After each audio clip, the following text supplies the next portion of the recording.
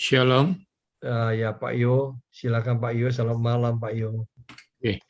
Shalom buat semuanya ya. Bersyukur pada Tuhan kita kembali belajar sesuatu yang baik, sesuatu yang mendukung pelayanan kita. Terima kasih buat kesempatannya. Salam hormat ya untuk para senior, hamba Tuhan, dimanapun Anda berada. Bersyukur kita masih dianugerahi kesehatan. Yang lalu, bulan lalu kita belajar makanan-makanan yang tidak kita sadari bisa membahayakan kesehatan kita. Yang kali ini lanjutannya, kita akan belajar gaya hidup harian yang kita lakukan tanpa sadar membahayakan kita. Kalau itu kita sadari, nggak apa-apa ya. Masalahnya kan banyak yang tidak kita sadari. Nah, kayak kemarin ya, makanan-makanan yang tidak kita sadari apa? Ternyata ada karbohidrat yang asin. Nah, pikiran kita kan diabetes itu karena manis. Saya nak minum es campur, saya nak minum soda. Kenapa gula saya tidak turun? Ternyata Anda makan karbohidrat yang tidak manis. Saya mau tanya sama saudara ya, nasi goreng itu asin atau manis? Nah, roti tawar itu tawar atau manis? Tawar. Jadi intinya kemarin kita sudah belajar ya, nanti Anda boleh tanyakan lagi kalau masih ada yang kemarin belum terjawab.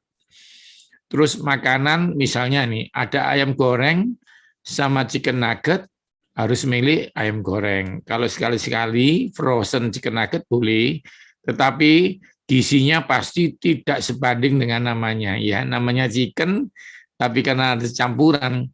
Kalau saya pakai prinsip ilmu saya, ciptaan Tuhan itu tidak bisa diganti sama ciptaan, kalau saya berguru ya, tante-tante. Dalam arti apa? Tante-tante membuat asam chicken nugget, tiruannya sebagian isinya ayam, sebagian isinya apa? Tepung.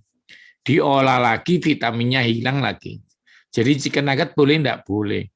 Kalau ada empal goreng, sapi goreng, sama sosis, milih mana? Milih sapi goreng, milih sate ya. Kenapa? Karena sapi yang dimasak, nutrisinya hanya hilang 10%. Tetapi kalau sudah diolah jadi sosis, belum pengawetnya, belum pewarnanya, gitu ya. Jujurnya makanan itu kan kalau kita simpan busuk. Tapi kalau makanan yang tidak busuk, pasti ditambahi sesuatu yang walaupun sudah diizinkan pemerintah, tetap kandungan gizinya tidak sebaik yang asli. Pak, bakso sama empal goreng bagus mana? Ya bagus empal goreng ya. Nah, tetapi kadang-kadang olahan sapi yang memakai santan tolong dikurangi. Bukan tidak boleh ya, tapi dikurangi. Kalau gudeg ya, santan gitu masih boleh. Tapi kalau rendang, tolong jangan lebih sering daripada empal goreng. Jadi kalau mau makan sapi yang aman ya empal goreng, sate gitu ya. Kalau di rendang jangan sering-sering. Oke, kita hari ini akan masuk gaya hidup yang berbahaya. Jadi kebiasaan-kebiasaan kita, kalau yang baik kan Anda sudah tahu ya. Misalnya gini, doa, gaya hidup berdoa. Nah itu kan aman ya dan sehat ya. Gaya hidup mengampuni, enak itu. Gaya hidup apa ya, macam-macam ya. Tapi ini yang saya katakan gaya hidup yang merusak, bukan roh ya, bukan roh, tapi fisik kita. Oke, kita mulai ya.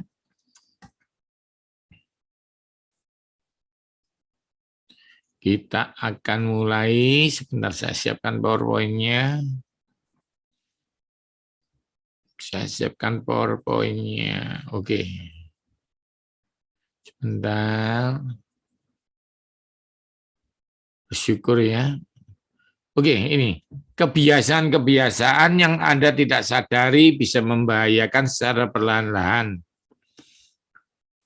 Sebelum itu saya akan bahas dulu ya, gaya hidup baik atau gaya hidup taat kita tidak menyelamatkan kita. Gaya hidup baik kita atau gaya hidup taat kita hanyalah respon untuk memelihara dan mengerjakan keselamatan yang kita peroleh dari ketaatan Yesus. Ini penting sekali ya. Karena nanti Anda pasti tanya, Pak, kalau gaya hidup saya sudah baik, saya pasti aman ya? Oh, belum tentu. Jadi gaya hidup yang baik yang kita lakukan nanti, itu hanya respon. Tetap awalnya dari Tuhan. Yang baik-baik yang datangnya dari Bapa di surga. Yang setuju katakan amin. Jadi ngerti ya, gaya hidup baik kita itu hanya respon. Contohnya gini, anak kita sekolah karena pasti masa depannya baik dari Tuhan. Kalau kita buka toko, karena hari ini pasti diberkati Tuhan. Jadi awalnya karena Tuhan menyembuhkan kita, maka kita memelihara dengan gaya hidup yang sehat. Ada ayat yang mengatakan kerjakan keselamatanmu dengan takut dan gentar. Anda sudah diselamatkan dari sakit jantung. Anda sudah diselamatkan dari sakit diabetes. Ayo dijaga dengan gaya hidup sehat. Ingat ya, ini paling penting dasar rohaninya.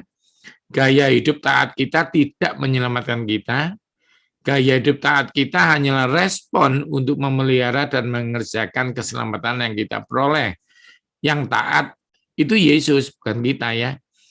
Nah, ini ayatnya Anda bisa catat, Anda sudah hafal kan? Roma 5 ayat 19. Roma 5 ayat 19. Jadi sama seperti ketidaktaatan satu orang kita berdosa, demikian pula ketaatan satu orang, semua orang menjadi benar.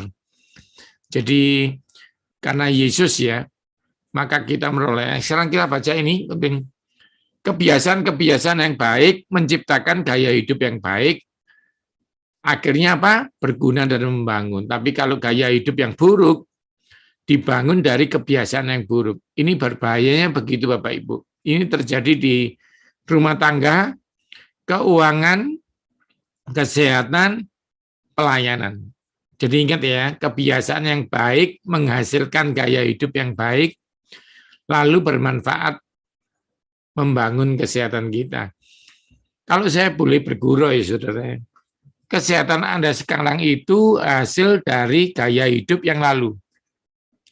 Kalau nggak percaya ya, gini, kalau 5 tahun yang lalu Anda minum air putih saja, tidak suka kopi, teh, dan segalanya, ya pasti 5 tahun sekarang sampai 5 tahun ke depan tidak pernah sakit ginjal. Itu contoh. Sama aja dengan begini loh Bapak Ibu ya, kalau Bapak Ibu kan ahli di bidang rohani.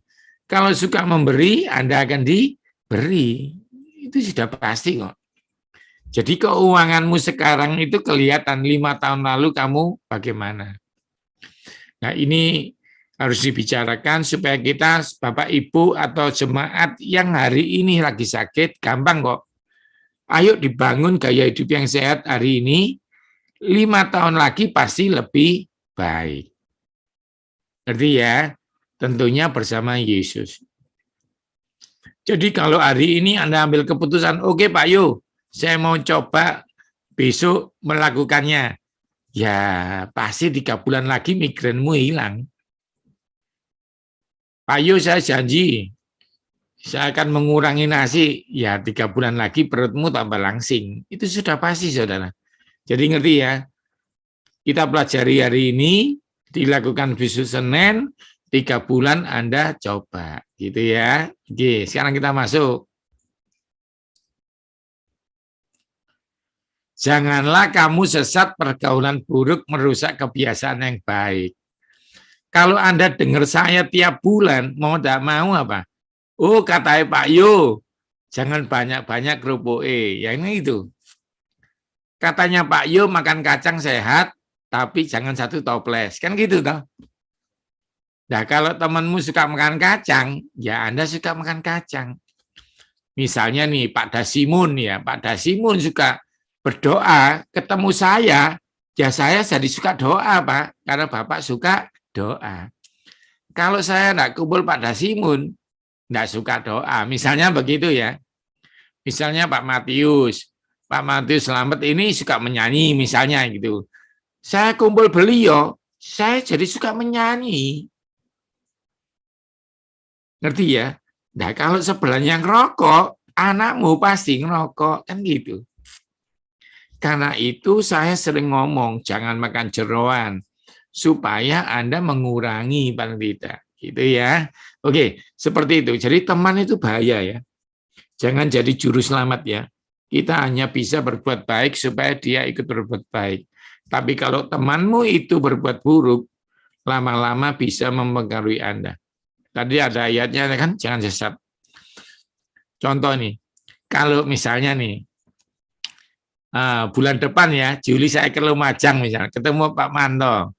Kalau misalnya sama Pak Manto saya makan bareng, masa Pak Manto bilang gini, Pak Yohanes, tak traktir nasi babat. Enggak mungkin dong. Pasti Pak Manto sungkan sama saya. Saya akan pelayanan besok ke Pasirian, ke tempatnya orang-orang yang tidak waras ya, itu Bu Vivi Laindara. Nah, nanti mungkin ketemu Pak Manto. Nah, Pak Manto nggak mungkin dong nawari saya. Pak Yohanes ada bir, nggak mungkin dong. Dia sungkan. Nah, siapa sebelahmu? Ya itu gaya makanmu. Oke ya, ngerti ya? Oke, ayo kita masuk lagi. Langsung gaya hidup yang berbahaya yang pertama. Oh, ini terakhir ya, ayat terakhir. Supaya engkau jangan menjadi biasa dengan tingkah lakunya dan memasang jerat bagi dirimu sendiri. Jadi ingat ya, kalau kita kumpul orang, tingkah lakunya jadi kebiasaan kita. Misalnya nih, terakhir ya, nggak usah pulang malam, langsung pulang pagi aja. Jadi kebiasaan itu. Anak saya kasih tahu, Sian, hati-hati ya. Papa mama ini kan cuma ketemu sebentar sekarang. Kamu lebih banyak di kampus, cari teman-teman yang membangun. Sungkan aku Pak nggak baca Pak, semua baca buku. Nah kan gitu ya. Coba temannya itu, nggak usah baca gitu ya. Nah akhirnya ikut-ikutan, hati-hati loh ya, hati-hati. Oke, karena itu saya minta hamba Tuhan yang bergabung ini mulai membiasakan jemaat. Ayo jemaat makan sayur loh ya. Ngomong gini, jangan lupa doa, tapi juga jangan lupa makan sayur. Ya, banyak yang suka berdoa tapi tidak suka makan sayur. Yang tersinggung katakan amin. Jadi kurang sehat ya. Oke, padahal Daniel itu suka makan sayur gitu ya. Dah, ayo langsung masuk. Ini semoga kita menutupi waktunya ya. Kita akan belajar 7 ini. Kurang tidur terus-menerus, itu kita bahas. Yang kedua apa? Stres. Berlebihan terus-menerus. Tidak olahraga sama sekali bertahun-tahun. Habis makan tidur, duduk berjam-jam, sering menahan kencing, sering menahan BAB, sering telat makan. Nah, itu 7 kebiasaan yang tidak baik. Ya, nanti Anda crop kalau Anda mau. Jangan lupa Anda crop ya. Jadi saya ulangi. Yang pertama, kurang tidur terus-menerus. Yang kedua, stres berlebihan terus-menerus. Tidak olahraga sama sekali bertahun-tahun. Habis makan tidur ini enak ini. Ini enak ini ya. Pulang pelayanan jam 10 makan nasi goreng langsung tidur. Duduk berjam-jam. Nah, ini juga bahaya ya. Sering menahan BAK atau BAB. Nanti aja kencingnya. Nah, itu bahaya, bisa kencing batu ya. Sering telat makan. Ayo, sekarang kita bahas yang pertama.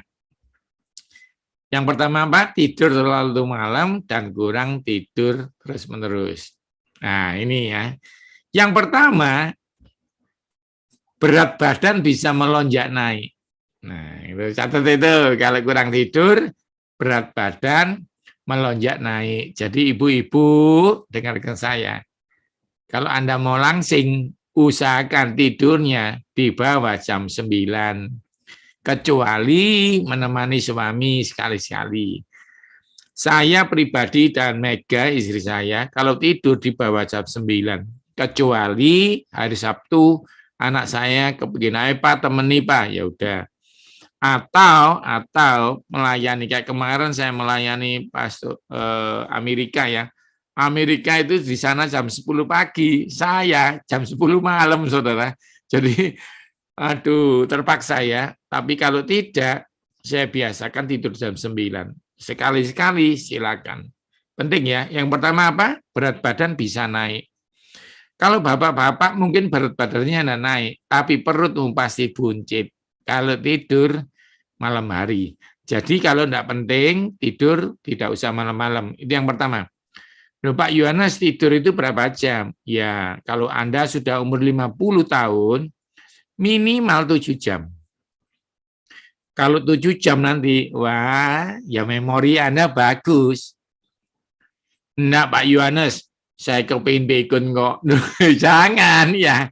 Ya, kalau kurang tidur bisa gampang lupa. Itu yang pertama. Ya, yang pertama berat badan naik, lalu yang kedua apa ini? Mudah lupa. Nah, itu. Jadi kalau kurang tidur mudah lupa. Anak-anak kecil, kenapa disuruh tidur? Ayo, dia hafal hari ini. 3 tambah 3, 6. Karena kurang tidur, besok ditanyai gurunya. 3 tambah 3 berapa?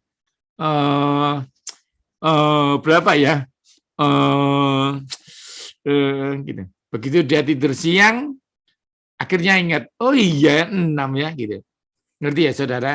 Jadi jangan kurang tidur. Saya berguru sama teman-teman kemarin ngajar di bank. Katanya orang-orang gini, Pak, berarti kalau hutangnya banyak, nggak mau bayar, nggak usah tidur Pak ya. Gampang lupa gitu. Jangan ya. Jadi ingat, yang pertama berat badan naik, kedua apa? Gampang lupa. Oke. Yang ketiga, menurunkan libido. Saya izin ya, mau ngomong tentang ini ya nanti. Kadang-kadang ngomong di gereja itu serba izin. Kalau enggak nanti, wah Pak Yohanes itu ngomong-ngomong seks. Nah, saya jelaskan ya, libido itu bukan seks. Libido itu apa? Kalau laki ingin jadi laki, kalau perempuan ingin jadi perempuan. Maksudnya gini, laki itu paling tidak potong pendek, rapi, mandi, sikat gigi, rapi gitu ya. Perempuan apa? Ya cantik, rambut panjang, pakai lipstik, bedaan. Ada perempuan yang gini, nggak usah bedaan lah, sudah umur. Itu namanya libidonya turun. Yang tersinggung katakan amin. Ada perempuan yang cuci muka itu loh, 10 tahun sekali. Jadi saudara, dengarkan saya ya, libido itu hormonnya. Laki-laki kalau libidonya turun apa? Males kerja, wes gini aja, wes mau nggak mau ya gini gitu. Istrinya dandan cantik, deh pakai sarung. Jangan ya. Jadi itu penting loh ya. Nggak kurang tidur itu mempengaruhi. Yang keempat, resiko jantung meningkat. Lalu apa? Resiko kanker meningkat. Imunnya gampang turun. Ngerti ya? Jadi ini paling nggak ada 6 yang membuat Anda tidur harus cukup. Pak, kalau saya kurang tidur malam, apakah diganti tidur siang? Bisa. Bisa, tapi tidak maksimal. Contohnya, doa pagi, bangun harus jam 4. Ya usahakan Anda tidurnya jam 9. Kalau sudah tahu doa pagi, ya bangunnya diawali, gitu ya. Kalau Anda tidur jam 11, jam 4 bangun, doa pagi, apakah salah? Tidak. Tapi kesehatanmu lama-lama menurun. Itu ya, tolong dia dipegang ya. Jadi, Anda tahu nggak, kalau di rumah sakit, kalau sudah dokternya bilang apa? Opname. Tahu opname itu apa artinya? Artinya apa? Tidak rawat jalan. Tahu artinya saudara, rawat jalan itu apa? Bisa pulang ke rumah. Kalau orang kesehatan nggak percaya Anda bisa tidur, disuruh apa? Opname. Daripada opname, enak mana tidur di rumah? tidur di rumah gitu ya. Jadi harus cukup tidur. Minimal 7 jam ya. Saya kasih tahu ya. Kalau sekali-sekali gitu ya, kayak saya gitu, naik pesawat jam 4 pagi, ngejar, ya enggak apa-apa ya. Jadi pesawatnya jam 6 ke Jakarta, Jakarta jam 8 pergi ke Medan gitu. Ya udah, tapi itu kan tidak setiap hari. Ngerti ya? Bapak Ibu jangan bingung ya. Yang kedua, kebiasaan yang mengganggu adalah produktivitas turun. Ini penting ya, yang terakhir ya. Jangan tersinggung ya Bapak Ibu, khotbahnya jadi cepat capek. Jadi nggak produktivitas gitu ya. Oke, yang kedua, stres berlebihan terus-menerus. Saudara tahu nggak kalau saudara marah-marah, saudara stres, saudara khawatir, kepala Anda mengeluarkan hormon kortisol. Masih ingat nggak Bapak Ibu? Kalau gembira keluar apa? Endorfin. Kalau susah keluar kortisol. Misalnya nih, Bapak Yeremia Suyanto gitu ya. Misalnya ini, Bapak mikiri, waduh, anak-anakku nggak sayang aku rek. Ya, akhirnya keluar kortisol. Tapi kalau bapak-bapak nggak apa-apa wis, yang penting Yesus baik be aku, keluar endorfin gitu ya. Kalau endorfin banjir Pak Suyanto, Bapak awet muda, serangan jantung hilang. Tapi kalau kortisolnya keluar terus-menerus, bikin rambut rontok, bikin serangan jantung, dan lain-lain. Ingat nggak, arti yang gembira adalah obat generik, bukan obat yang manjur.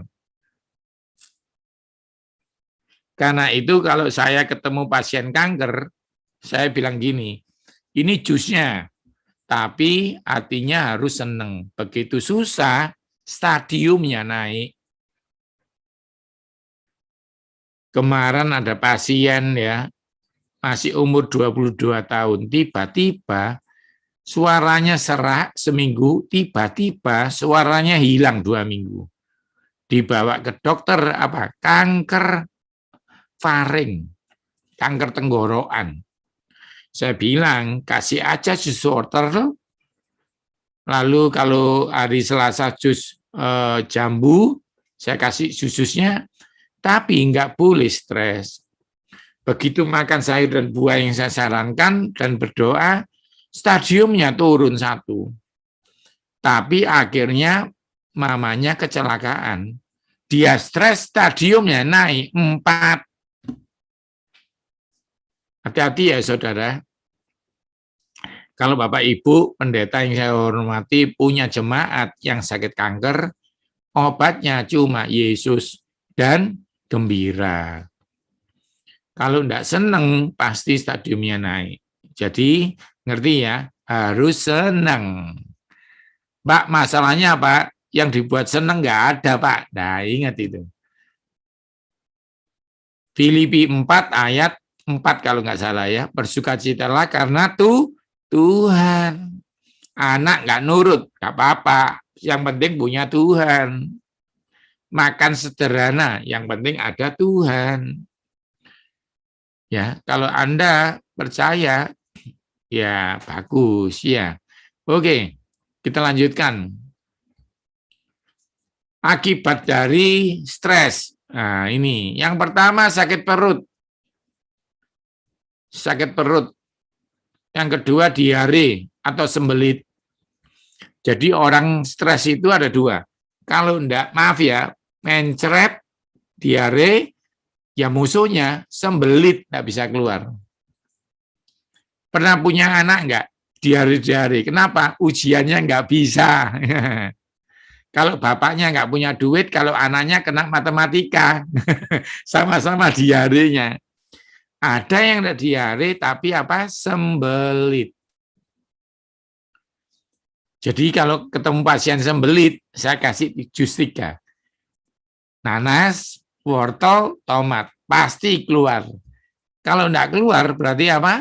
berarti stres. Ya, ingat ya.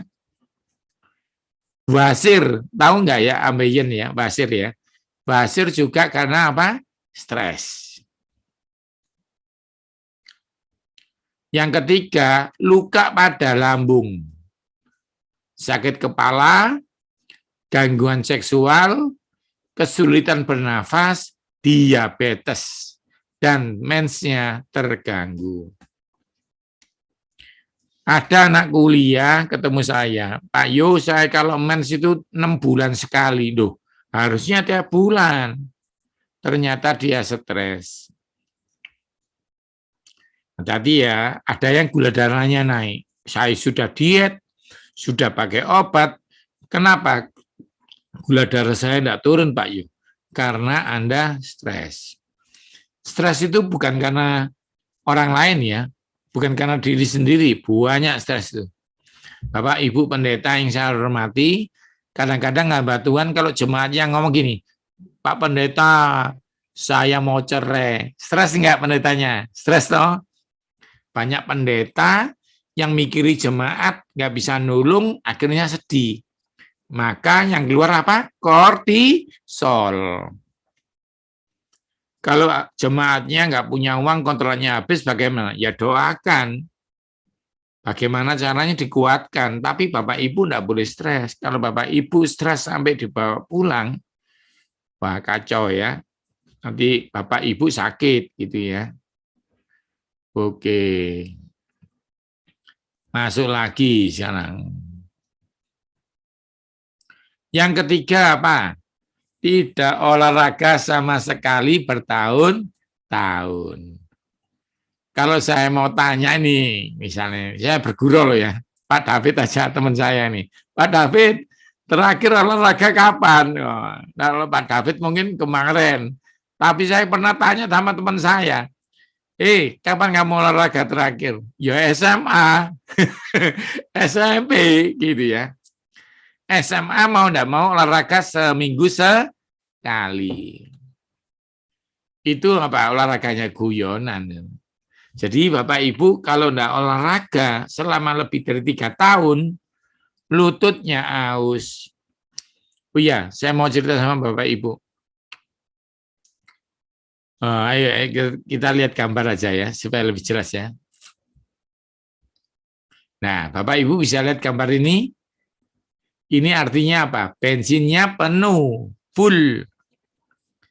Bensinnya penuh, full. Ada orang tanya sama tukang bengkel, Pak, bensinnya penuh kok pintunya nggak bisa dibuka ya? Ada yang bisa jawab nggak? Soalnya pintu itu tidak dipengaruhi bensin. Ada yang ngomong sama saya gini, Pak, saya suka makan sayur loh, Pak. Kenapa lutut saya sakit? Soalnya tidak pernah dibuka pintunya. Bensinnya penuh tetap berkarat. Lututmu ya gitu. Karena itu pasien kalau sudah koma, lebih dari 2 minggu, lumpuh, semi lumpuh. Dia harus diterapi, belajar jalan. Ngerti ya saudara ya? Jadi kalau nggak pernah, misalnya contohnya, kalau Anda ada tangga, belajarlah naik tangga minimal ya seminggu 2 kali. Kalau rumahmu tidak tingkat, cari tangga-tangga. Kenapa? Kalau nggak pernah dipakai, berapa banyak Bapak Ibu yang nggak bisa jongkok? Karena nggak dipakai jongkok. Ini bahaya loh ya. Ayo kita lihat yuk. Nah, ayo ini ya gambarnya apa nih gambarnya? Lift. Ya. Bapak Ibu, saya berguru ya. Kadang-kadang saya kalau pelayanan itu dianterin ke gereja, yang gerejanya di mall. Sebentar Pak Yu, saya carikan parkir paling dekat pintu. Ya gitu ya.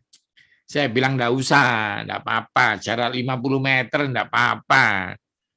Kalau Bapak Ibu ada yang cari parkir sama doa, dalam nama Yesus dapat parkir. Terus yang tersinggung katakan amin. Saudara parkir aja dekat pintu. Bagaimana Anda berjalan? Belajar sekarang, ya tapi jangan sampai cari parkir 2 kilo. Gak usah ya. Tapi yang normal-normal saja. Kalau Bapak Ibu kurang berjalan, berbahaya. Kurang naik tangga, berbahaya. Paling tidak, jalan kaki itu 2.000 langkah, minimal itu. Kalau Anda mau sehat, minimal berapa? 10.000 langkah.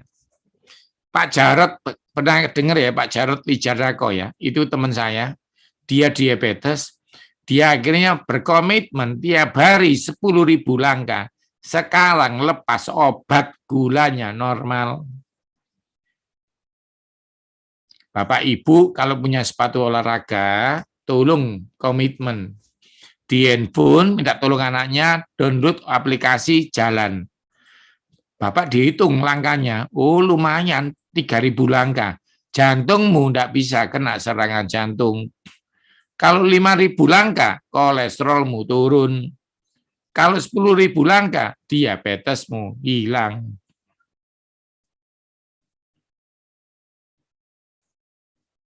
Ini penting ya, penting supaya Bapak Ibu lebih sehat. Oke. Kenapa sih Pak kita harus gerak itu? Nah, Bapak Ibu lihat ini gambarnya nih. Orang dewasa itu tulangnya berapa? 206. Bapak Ibu, kalau kita dibuang dagingnya itu bentuknya seperti ini loh. Lucu nggak? Lucu ya. Karena itu kita nggak usah sombong. Yang ganteng, yang nggak ganteng, nggak usah sombong. Kalau dibuka, badannya tulang. Tulang itu kalau nggak digerakkan, rusak, saudara. Ngerti ya? Jadi olahraga. Pak Yu, olahraganya bagaimana? Nanti tolong tanyakan ya, saya kasih olahraga yang gampang. Oke. Oke, kita masuk.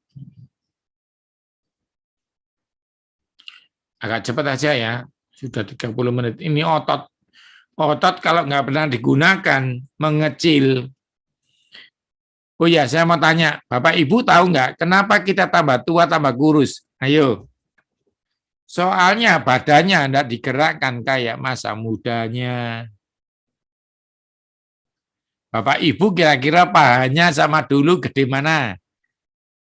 Kurus sekarang. Kenapa? Karena nggak pernah dipakai. Gitu ya. Tolong olahraga. Oke. Sekarang saya akan masuk yang keempat. Gaya hidup yang keempat. Habis makan, tidur. Nah ini. Jadi habis makan itu berapa jam sebaiknya tidur? 1 jam. Jadi kalau Bapak Ibu mau tidur jam 10, jam terakhir makan jam berapa? Jam 9. Oh ya Bapak Ibu, kalau Bapak Ibu nggak tersinggung, saya ajari ya. Saya sama istri saya Mega, janji Senin sampai Jumat, makan terakhir jam 5. Kita sudah jalankan ini 1 tahun. Kecuali hari Sabtu pelayanan gitu ya, sama keluarga, Minggu sama jemaat. Tapi paling tidak 5 hari ketat, 2 hari santai. Yang setuju katakan amin. Bapak Ibu coba. Komitmen, aku jam 5, setengah 6 makan terakhir. Pak nanti kalau lapar Pak jam 8, Pak jangan dipikir dulu, gampang itu ya. Nanti kalau lapar sekali gampang. Saya kalau nggak tahan jam 9 habis seminar, istri saya goreng tahu, saya nggak do tahu. Orang lapar itu dikasih tahu 2, diminumin air putih segelas cukup. Puas enggak? Enggak. Siapa yang suruh puas? Tapi enggak sakit gitu loh. Bapak Ibu cobaan, saya ajarkan cobaan. 3 bulan ini aja, janji makan terakhir Senin sampai Jumat jam 6. Pasti pinggangmu tambah kecil, pasti migrenmu hilang, pasti gula darahmu hilang, pasti kolesterolmu turun. Ibu-ibu atau bapak-bapak yang perutnya buncit, kalau mau saya ajari loh ya. Saya belajar Senin sampai Jumat. Nah ini, kalau mau. Nasi satu piring, tahu ya, nasi satu piring, itu saya bagi 3 kali makan. Saya gini nganggapnya, saya anggap peraturan pemerintah terbaru. Ngerti ya? Nasi putih harus dibagi 3. Saya coba itu. Pertama rada bingung. Waduh, gak puas ini. Tak tambahi sayur, kangkungnya, bayamnya, tempe nih, tahu nih, telurnya jangan nambah loh ya, kolesterol ya. Kolesterol saya janji juga, Senin sampai Jumat, telur 1. Jangan lebih. Ya, saudara, kalau saudara mau ngatur ini, hidupmu jadi lebih baik. Kalau Sabtu, ya lebih refreshing lah sama keluarga. Tapi Senin sampai Jumat, bayangkan, Senin sampai Jumat berapa hari? 5 hari. 5 hari diatur, 2 hari santai. Baik mana sama 7 hari ngawur? Ya, lebih baik 2 hari aja yang ngawur. Oke, kalau Anda mau tak jelaskan lagi. Doa sehari 3 jam sama 1 jam sama 1 menit bagus mana? Ya bagus bangetnya. Anda ngerti itu teori, sekarang tak ajari ya. Kalau Anda jam 6 pagi makan, terakhir makan jam 6 malam, berarti Anda tidak makan berapa jam? 12 jam. 12 jam makan, 12 jam puasa. Ya pasti kurus. Bayangkan kalau Anda makan terakhir jam 10 malam. Besok sarapannya jam 6. Berarti Anda hanya puasa 8 jam. Berarti Anda makan berapa? 14 jam.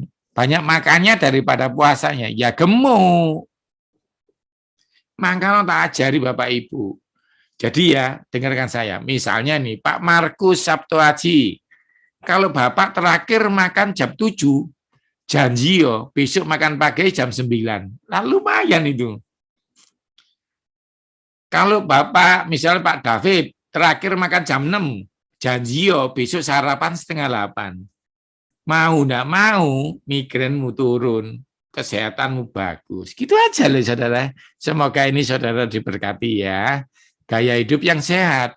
Pak, saya besoknya nggak tahan Pak. Ya nggak apa-apa sekali-sekali. Tapi ingat itu. Kita punya komitmen. Mumpung nggak ada yang marah sama kita. Mumpung nggak disuruh dokter.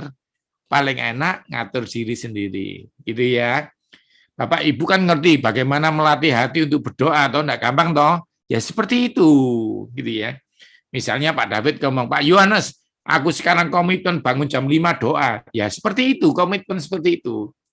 Maka manusia rohaninya Pak David tambah kuat. Tetapi kalau Pak David setuju, kalau bisa manusia fisiknya juga sehat. 1 Tesalonika 5 ayat 23.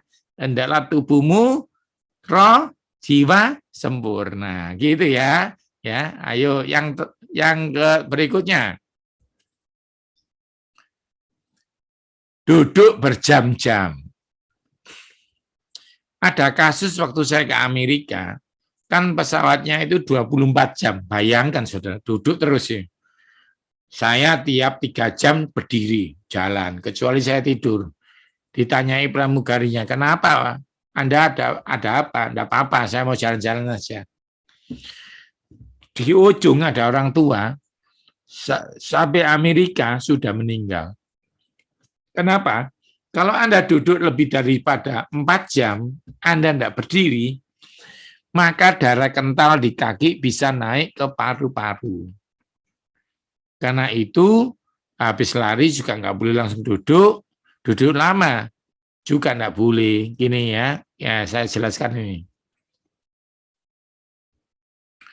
Duduk yang lama itu, kakimu pembuluh darahnya tidak berjalan lancar. Bisa naik ke paru-paru dan menyebabkan bahaya. Ini kasusnya orang yang duduk berjam-jam. Karena itu orang yang kerja di kantor rentan serangan ini. Ya, jadi saya harapkan Bapak Ibu mengerti ya, kalau nyiapkan khotbah 3 jam 2 jam berdiri gitu ya, jalan gitu. Kalau saya dipanggil orang kantor ngajar kesehatan, saya ajari, tolong pergi dikit ke toilet, jalan ke sampah, ke temenmu gitu ya, jangan diem aja. Oke, yang berikutnya kurang 2 ya, biar agak cepat nanti tanya jawabnya banyak. Sering menahan BAK, BAB. Ya ini. Ya, siapakah yang sering menahan? Bapak-bapak kalau pergi sama ibu-ibu biasanya gini. Ibu-ibu bilang, Pak, aku mau ke toilet. Ibu ini nggak bisa nahan, dah. Yang tersinggung katakan amin. Jadi ibu-ibu ini malas kencing karena suaminya jahat. Yang kedua, toiletnya itu kotor, ibu-ibu nggak bisa ke toilet. Padahal nahan kencing itu bahaya. Nahan BAK itu bisa kanker, nahan kencing itu bisa kencing batu. Ngerti ya? Jadi jangan nahan kencing. Ya, tapi jangan sedikit-sedikit kencing gitu ya. Itu juga ada penyakitnya sendiri. Jadi normal. Kalau pengen kencing, ya kencing aja gitu ya. Jangan ditahan-tahan. Oke, yang terakhir, ini terjadi infeksi ya. Batu, kencing batu. Ya. Oke, yang terakhir, sering telat makan. Saudara, ini terakhir ya. Puasa sama telat makan beda. Kalau Bapak Ibu enggak makan dari jam 4, jam 5, jam 6, jam 7, jam 8, jam 12 makan, itu disebut puasa setengah hari. Tapi kalau Bapak Ibu makan pagi, jam 7, lalu jam 12 enggak makan, makannya jam 4 sore, itu namanya telat makan. Saya ulangi ya. Kalau dari pagi enggak makan, bukannya jam 3, itu namanya puasa. Badanmu sehat. Tapi kalau pagi makan kerupuk, siang enggak makan, itu namanya telat makan. Ya, jadi telat makan adalah ketika Anda sudah mulai makan kedua telat. Makan pagi normal jam 7 sampai jam 8, jam 9. Lalu makan siang jam 12 sampai jam 2. Makan malam jam 5 sampai jam 8. Ingat, Bapak Ibu, kalau makan, misalnya, Pak, saya harus makan jam 10 malam, Pak, habis kebaktian lapar. Oke, saya kasih aturan. Kalau Anda boleh tidak setuju ya, tapi ini aturannya. Kalau mau makan nasi yang penuh, misalnya nih, misalnya siapa ya? Misalnya Pendeta Suwandi. Nah, misalnya Bapak Suwandi ngomong gini, Pak Yohanes, saya habis pelayanan jam 10 dari desa jauh, saya lapar. Nah, saya ajari ya. Kalau Bapak sehari-hari Senin sampai Jumat di rumah, makan terakhir jam 6, jam 7. Nasinya setengah porsi. Jangan setengah magicom ya Pak Suwadi. Setengah porsi. Kalau siang 1 piring, kalau pagi 1 piring. Tapi kalau malam setengah piring. Ya. Kalau Pak Sumani mendadak pelayanan di atas jam 8 lalu lapar, Bapak janji nasinya 1/4. Pak, saya jam 9 malam ke atas, janji nggak pakai nasi, gado ikan, sayur, sama tempe tahu. Kan nggak setiap hari. Jadi kalau nasi penuh jam 7 ke bawah. Kalau jam 8 nasinya 1/4. Kalau di atas jam 9 nggak usah nasi. Tak kasih contoh, saya jam 5 makan nasi 1/4. Tiba-tiba habis khotbah pelayanan jam 9 di Madiun, lapar ini. Lapar ini. Akhirnya pergi sama jemaat cari nasi pecel di Madiun. Lalu saya ngomong, Pak, saya sayurnya double, enggak pakai nasi, enggak mau daging sapi, saya mau ayam sama mujair. Loh, kenapa Pak Yohanes? Karena malam saya cuma makan ayam atau ikan. Kalau sapi makannya siang. Yang setuju katakan amin. Ngerti ya? Jadi bakso itu sapi toh, siang. Sate itu siang. Rendang siang. Kalau masuk restoran Padang, malam hari apa? Ayam pop, ayam goreng, ikan. Jadi Bapak Ibu tak kasih ya penjelasan terakhir ya. Ikan bebas dimakan pagi, siang, dan malam. Ingat ya, diingat-ingat itu. Diingat-ingat. Pagi, siang, malam bebas makan ikan. Kedua, ayam paling bagus dimakan siang dan malam. Tapi kalau sapi, hewan kaki empat itu apa aja Pak? Ya banyak, sapi, kambing, meja nggak ikut ya, meja kakinya empat tak ikut. Ada yang suka makan babi misalnya, ya siang, jangan malam. Karena masih ada teman-teman yang suka makan babi ya. Kalau Anda harus makan babi, jangan lemaknya, jangan jeroannya siang. Pelan-pelan diganti, gitu loh ya saudara ya. Tapi kalau umurmu 50 tahun ke atas, paling aman ikan. Ikan apa Pak? Terserah. Mujair sampai ikan laut, gitu ya. Nah, saya rasa sudah cukup seperti itu. Mungkin ada pertanyaan banyak, saya kembalikan ke hambanya Pastor Wesley. Terima kasih ya.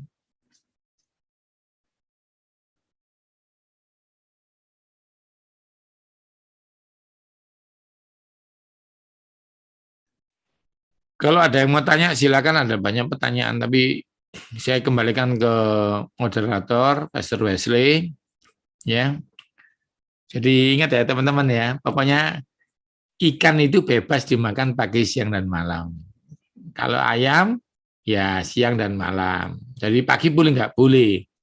Yang bebas lagi apa? Tahu dan tempe. Pak makan tempe nggak asam urat Pak? Kalau satu beca, ya.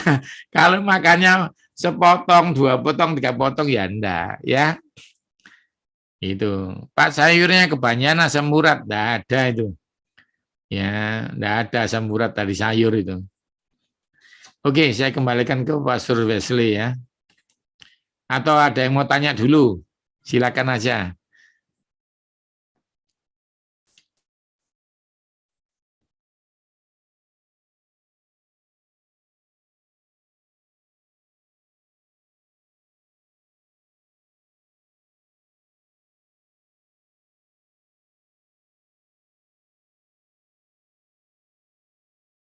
Ada yang tanya, penderita, ini Pak Markus Sabtoaji ya, penderita kolesterol yang bagus minum jus apa? Glaukoma mata yang bagus minum jus apa? Oke. Kalau matanya kurang sehat, paling bagus adalah sayur bayam, belimbing, wortel. Kalau di kota Anda ada stroberi, bagus. Jadi bayam boleh, bayam ya. Bayam itu mengandung lutein. Belimbing boleh, itu untuk mata ya, untuk wortel. Lalu untuk kolesterolnya, paling bagus jus alpukat. Tapi saya harapkan jangan pakai susu kental manis loh ya. Jus alpukat. Yang kedua apa? Jus apel, jus jeruk, sama nanas. Nah, tetapi Anda harus minum, ingat ajaran saya yang lalu, bawang putih 1 siung, dipotong kecil-kecil, diminum pakai air putih seperti minum obat, itu bagus buat kolesterol. Oke, saya kembalikan kepada hambanya, Pastor Wesley. Oke, terima kasih Pak. Hari ini kita dibekali ya 2 kali pertemuan untuk soal khusus makanan. Ya tidak mudah ya untuk jaga mulut ya Pak ya. Oke, ada yang bertanya Pak Yo, kalau naik tangga itu harus bisa menggantikan olahraga, sejauh mana naik tangganya, seberapa anak tangganya naik atau turun, bagaimana Pak? Iya. Jadi yang perlu diketahui, tangga itu antara tangga naik dan tangga turun itu berbeda. Jadi dua-duanya harus dilakukan karena ototnya beda. Ada orang yang naik tangga sakit, turun tangga tidak apa-apa. Ada orang yang naik tangga tidak sakit, turun tangga tambah sakit. Karena itu perlu dilatih. Bagi yang lututnya sudah sakit, belajar turun tangganya kalau sakit, emang jalannya agak mundur. Ini latihan di rumah ya, bukan di mall loh ya. Di mall mundur Anda dipegang satpam ya. Jadi turun tangganya mundur, maka lututmu nggak bisa sakit. Nah, latihan disebut olahraga, naik tangga nggak ada. Tapi naik tangga itu maksud saya digunakan. Kalau tidak, otot untuk naik tangga akan aus. Misalnya ini, Anda ada lift 5 kali. Ya, kalau liftnya kayak saya nih, ngajar di Petra, misalnya ngajar di Petra lantai 9. Saya liftnya turun lantai 8, lalu 8 ke 9 naik tangga. Gitu loh maksud saya. Jadi usahakan sekali-sekali. Tidak harus ada lantai. Kayak saya apartemen, saya tinggal di apartemen ya. Dharma Husada. Lantai 11, masa saya turun naik tangga ya, nah mungkin ya. Cuma dibiasakan. Misalnya di TP, di Tunjungan Plaza ada jalan lurus, ada anak tangga 4 lantai. Ya saya naik tangga 4 lantai itu, gitu ya, ngerti ya. Jadi kadang-kadang harus pinter-pinternya kita. Tidak harus tinggi. Minimal 3-4 undaan itu loh dipakai. Jadi kalau saya di mall ada pilihan jalan lurus naik, jalan naik tangga gitu, 4 undaan. Saya pilih yang 4 undaan. Kenapa? Ya. Melatih otot. Semoga mengerti ya maksudnya. Terima kasih. Oke, kita sambil tunggu teman-teman untuk bertanya. Saya minta Sister Ellen coba sampaikan pengumuman di ini sebentar Pak Yu ya, 1 menit. Saudara lihat di screen, saudara yang mau berikan persembahan silakan, itu bisa di screenshot sesuai apa yang Tuhan gerakkan masing-masing.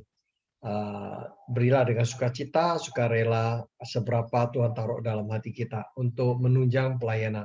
Oke, next. Untuk saudara yang mau gabung di dalam grup WA, silakan bisa japri di sini.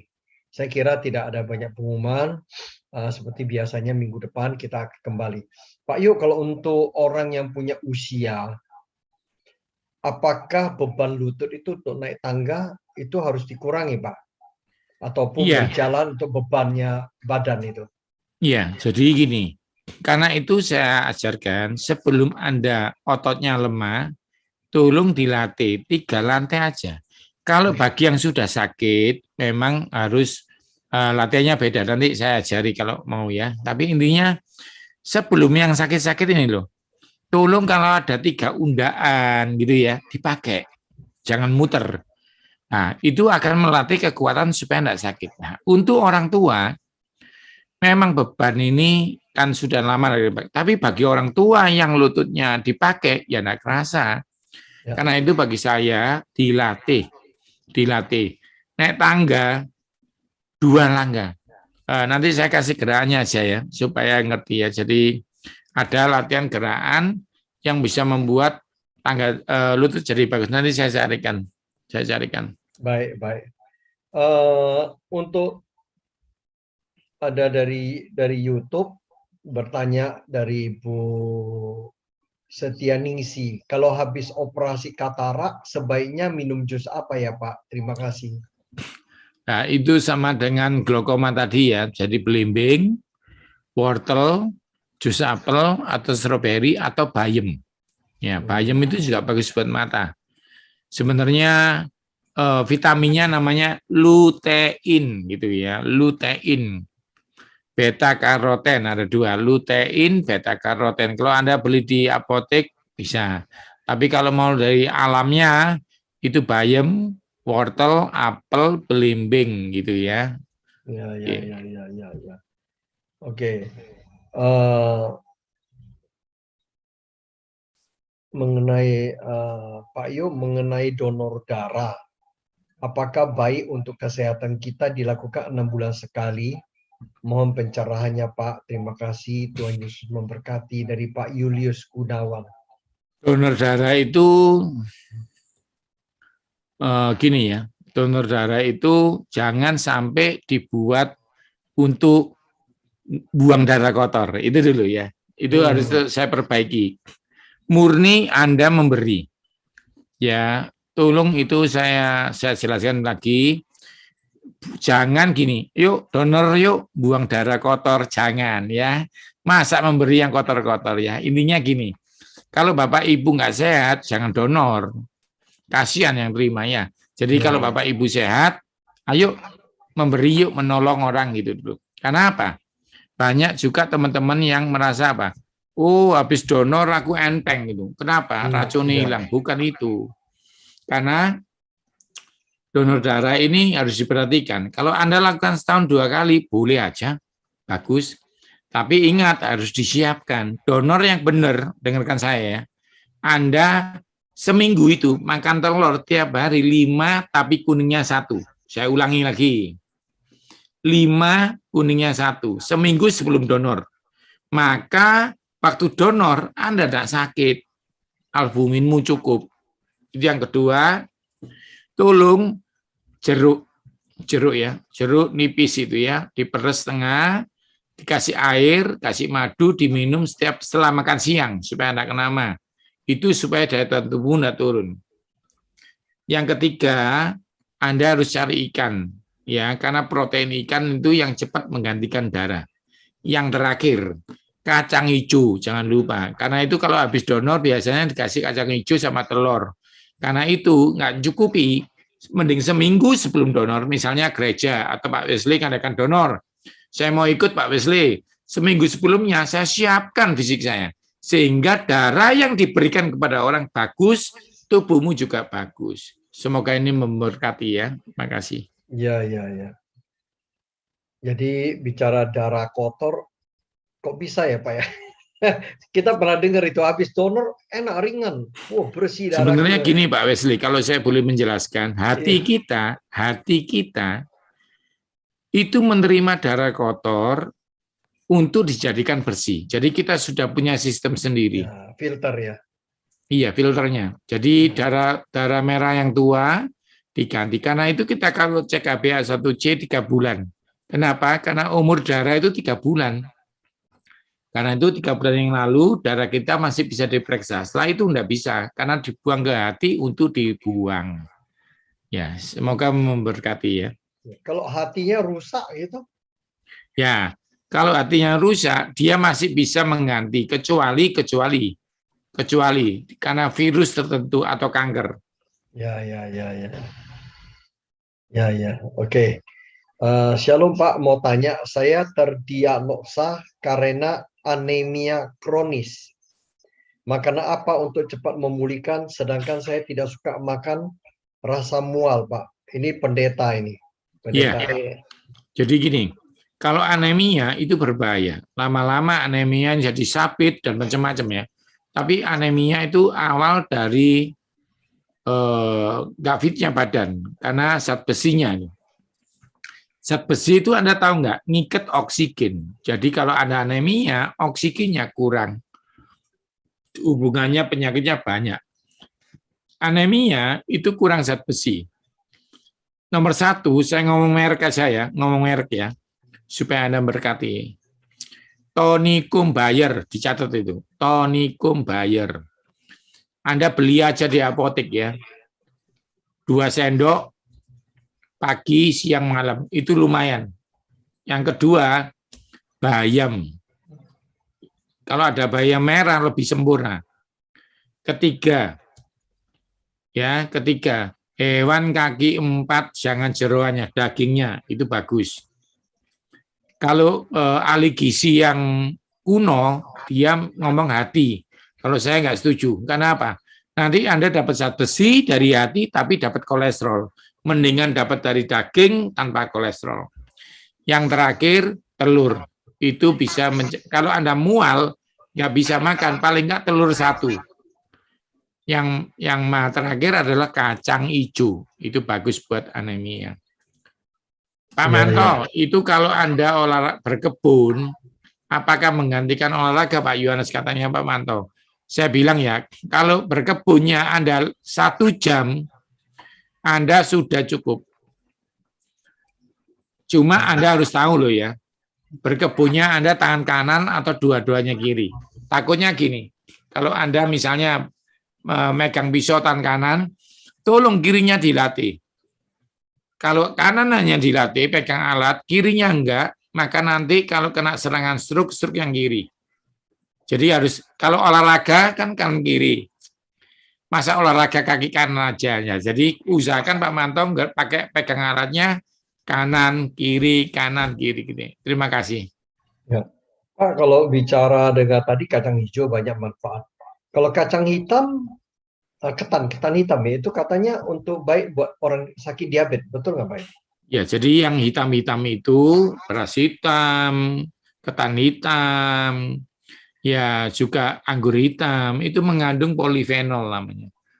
Nah, polifenol itu bisa membantu pankreas ya, menghasilkan sel betanya diperbaiki. Jadi itu tidak salah, tetapi tetap yang saya sarankan jumlahnya cukup, jangan berlebihan. Makasih. Ya. Oke, baik, terima kasih Pak. Dari Pak, saya tidak pernah olahraga, tapi pekerjaan saya nyadap karet atau deres pohon karet setiap hari 1 hektar. Dan pekerjaan itu seperti olahraga jongkok, berdiri, apakah tidak cukup untuk gerak tubuh? Ya, pasti cukup lah ya Pak. Iya, jadi itu seperti Pak Manto tadi, Ya, pertanyaannya cukup itu. Kalau sudah itu, saya hitung malah itu lebih dari olahraga ya. ya betul. Kerja keras itu. Oke, usia hampir 60 tahun. Kalau setiap hari naik turun tangga 18 anak tangga pagi dan sore. Apa nggak apa-apa Pak Yo? Ya, kalau Anda sudah terbiasa itu bagus. Begitu Anda berhenti 3 bulan, lutut pasti sakit. Itu kalau sudah terbiasa gitu di-maintain saja. Cuma bagi saya, nutrisinya tomat jangan lupa ya Om, karena tomat itu membantu daerah lutut itu untuk lebih bagus. Biasanya kalau orang sakit lutut, saya suruh minum jus tomat ya, tanpa gula, tanpa es batu, murni di blender aja kasih air diminum. Itu biasanya lututnya cepat sembuh. Atau kedua, kalau bisa agak mahal ya beli lemon. Lemon juga diperas, dikasih air, diminum itu bisa bagus buat lutut. Oke, baik. Pak Yo tanya kalau kelilipan 2 hari tidak bisa hilang. Gimana Pak Yo? Ini yang tanya tinggal di kota mana ya? Bu Herlin. Maksudnya karena saya kalau mau saya kasih tahu hialit ya, cari obat mata namanya hialit. Itu dikasih tetes. Kalau sampai enggak, ke dokter ngomong, "Dok, saya sudah pakai hialit." gitu ya. Kok belum hilang? Nanti dokternya enggak dari awal. Oh, berarti di atasnya lagi. Paling enggak pakai hialit namanya. Hialit itu ya. Itu Beli di kenapa Pak? apotek. Itu syaraf ya Pak itu ya?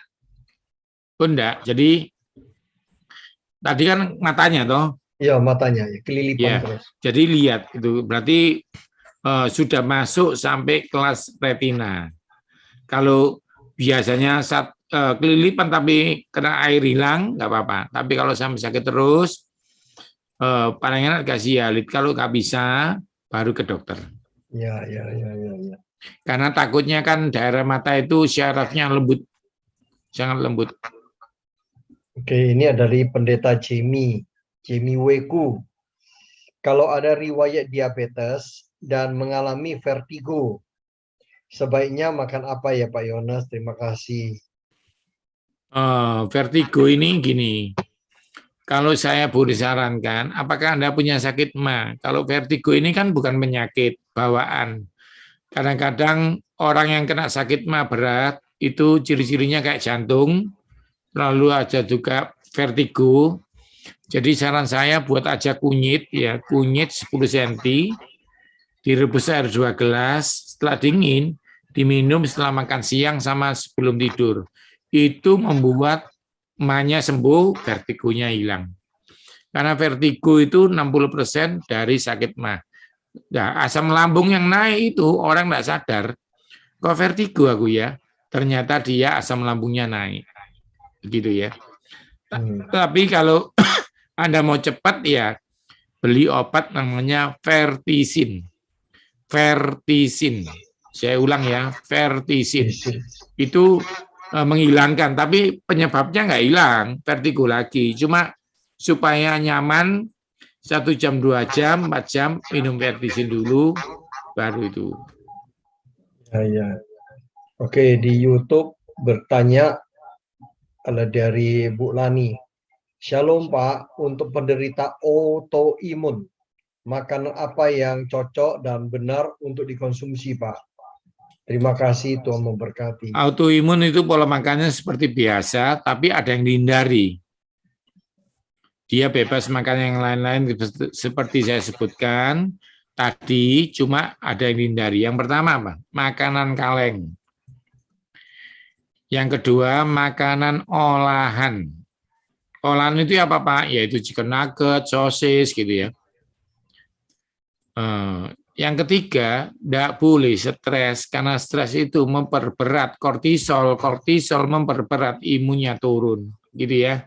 Jadi imunnya turun, nggak balance, menyerang diri sendiri.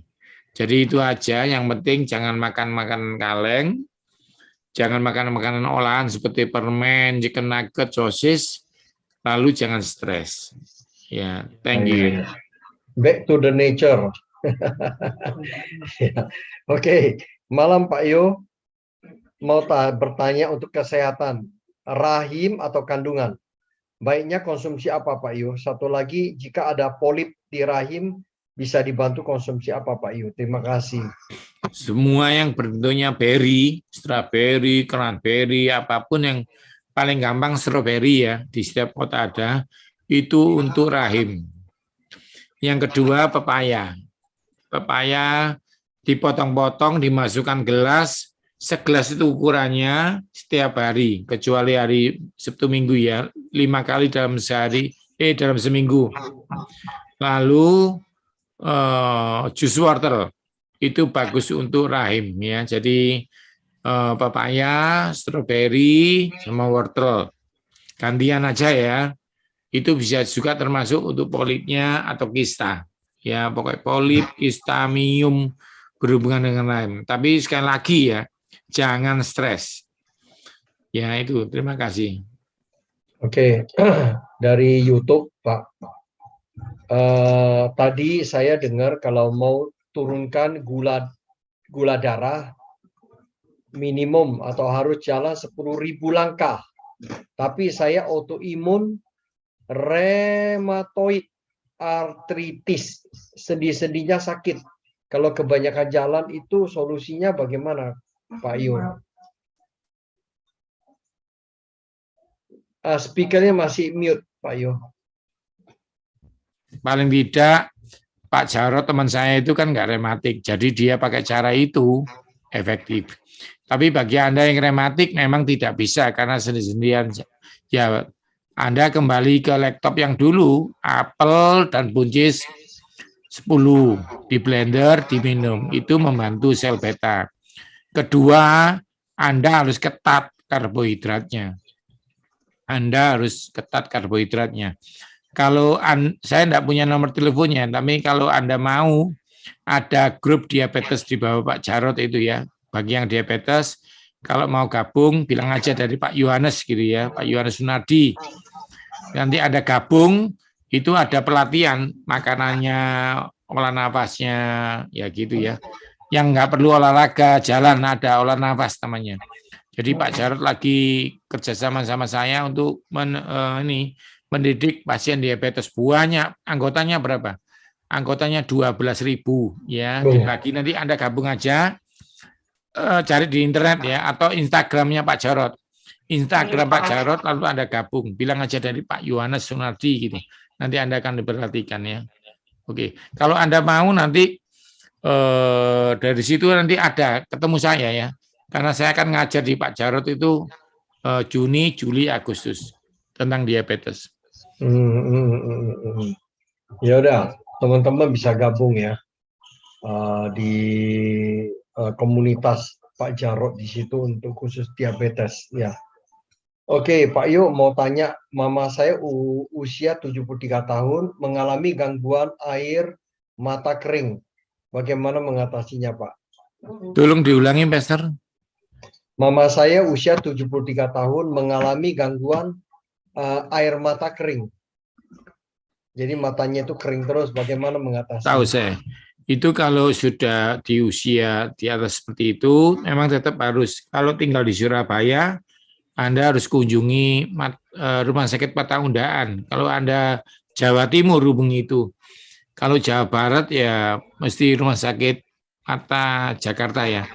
Itu nanti ada kasusnya soalnya. Kalau cuma keringnya hanya kurang cairan, itu dikasih IARI tadi selesai. Tapi kalau kena syarafnya, ada tindakan selanjutnya. Jadi mata kering itu kalau cuma sehari 2 hari tidak apa-apa. Tapi kalau sudah berbulan-bulan, Anda harus periksa, karena itu saya cuma dengar ya, ada pasien seperti itu, dokter ngomong, itu syaraf, ya syaraf dalam yang harus ada tindakan khusus oleh dokter mata, bukan nutrisi ya. Jadi jangan bingung ya, oh aku salah makan ya, bukan ya.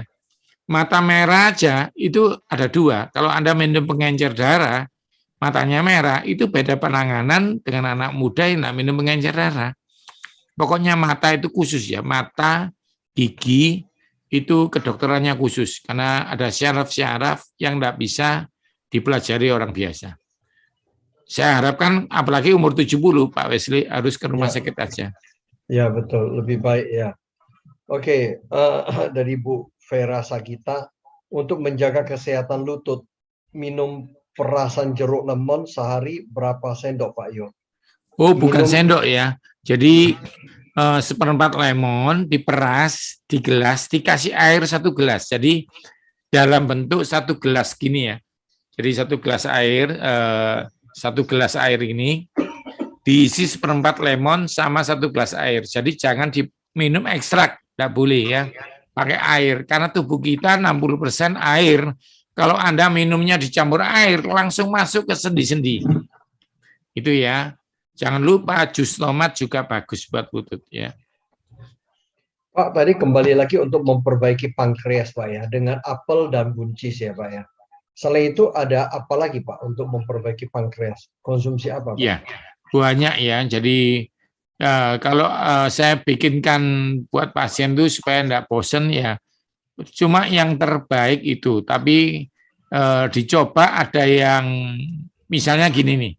Oh, daerah saya nggak ada buncis, Pak. Kacang panjang boleh, boleh ya. Kacang panjang sama wortel. Jadi di daerah timur Indonesia Timur kemarin saya ngajar wortel sama kacang panjang itu juga boleh. Lalu belimbing dan selada air itu juga bisa. Ya, belimbing dan selada air. Kalau Anda ngerti namanya bengkoang ya, ngerti enggak ya bengkoang ya, itu seperti itu juga bagus buat gula. Ya, kurang lebih seperti itu. Tapi itu sebenarnya kalau untuk diabetes lebih signifikan mana, Pak? Saya mengurangi nasi, mengurangi karbohidrat, sama makan apel sama buncis, dua-duanya. Kalau apel dan buncis itu bekerja di sel beta, merangsang insulinnya. Kalau mengurangi nasi, ya pasti supaya kesalahan gulanya nggak tambah naik. Jadi kalau bisa dua-duanya. Kalau Anda tanya saya lagi, Pak ditambah tidur cukup, sempurna. Ditambah olahraga, ya malah sempurna gitu ya. Jadi dia tidak bisa satu treatment. Apel dan buncis itu hanya yang dimasukkan, yang dikurangi harus ada. Terima kasih. Ya, ya, ya. Oke, Pak, ada saudara punya cairan di otak. Karena pengaruh dari sejak kecil telinga meleleh cairan sehingga tuli juga. Terus di balik daun telinganya ada luka-luka, tidak sembuh-sembuh. Lalu kata dokter rencana operasi. Tolong Pak dokter, bagaimana itu Pak dan nutrisinya? Sekarang lagi di rumah sakit. God bless you. Oke, itu dilihat. Kalau saya sih curiga HbA1c-nya berapa dulu. Kalau luka sukar sembuh, itu bukan dari telinganya, itu dari gula darahnya. Itu ya, itu ciri-cirinya itu. Yang kedua, nanti kalau sudah keluar dari dokter, sudah dioperasi, jangan lupa yang tanya ini tanya lagi ya, supaya saya menangani. Karena penanganan yang sudah di rumah sakit, itu bukan wilayah saya. Jadi kalau dia sudah keluar, nanti untuk maintenance-nya, memeliharanya itu gampang. Ya, ya, ya. Karena itu masih minum obat-obat khusus, Pastor Wesley. Jadi Ya, tidak boleh betul. dicampur. Betul. Ya, saya kira kalau udah di rumah sakit ataupun ditangani oleh dokter khusus, ya saya kira itu dijalani dulu. Kalau Pak Yu lebih spesify itu memaintain tubuh kita lewat nutrisi, konsumsi apa secara herbal ya. Saya kira. Oke Pak Yu, saya kira pertanyaan sampai di sini aja, nggak ada yang tanya lagi. Jadi saya lihat Pak Yu hari ini segar ya Pak ya. Puji Tuhan. Wah, luar biasa ini. Ini penuh dengan nutrisi yang seimbang. Baik Pak Yu, bisa blessing kita untuk doa sebelum Ayo kita kita tutup. berdoa Terima semuanya. kasih ya. Tuhan, terima kasih. Kalau malam ini hambamu dan beberapa senior bisa berkumpul, belajar menjaga tubuh bait suci ini. Amin. Tuhan, terima kasih karena itu hamba sebagai hamba Tuhan melepaskan berkat. Terimalah segala yang baik yang datangnya dari Bapa di surga. Kesehatan, kesembuhan, kekuatan ekonomi, damai sejahtera, hubungan baik suami istri, anak menantu, diberkati Tuhan. Bahkan damai yang melebihi akal itu akan diberikan oleh Bapa yang baik. Terima kasih Tuhan. Kami percaya, ajari kami untuk menguasai diri kami, menjaga makanan kami, berolahraga, tidur yang cukup, dan kami minta penyertaan-Mu yang sempurna. Karena tanpa penyertaan-Mu, sia-sialah usaha kami. Terima kasih Tuhan, yang percaya disehatkan dan disembuhkan oleh Tuhan, dalam nama